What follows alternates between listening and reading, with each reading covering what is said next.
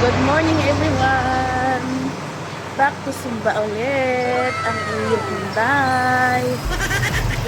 Inday. Kaso nagre-rain na naman. Naambon.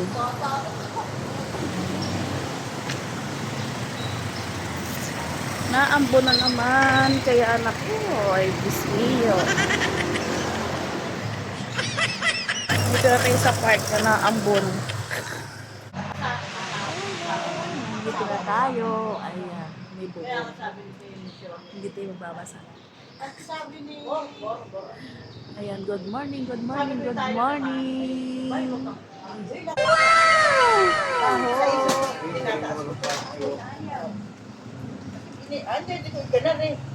Tayo, mga lalabs, kain tayo.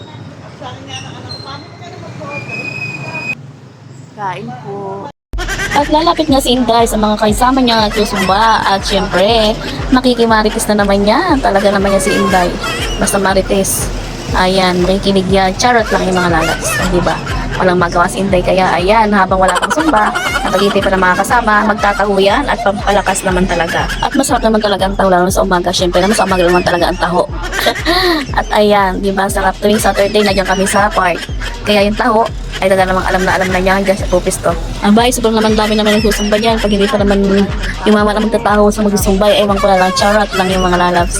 At talaga naman nakakadami naman talaga ang magtataho sa amin dahil nga ilang kami siguro minsan yung mga 50, 40, aywan ko, masyadong madami yata 50. Baka sa mga 30 hanggang 40. Ayan. Kaya iba minsan kasi mga basic kaya hindi nakaka-attend, lalo na ako, ayan.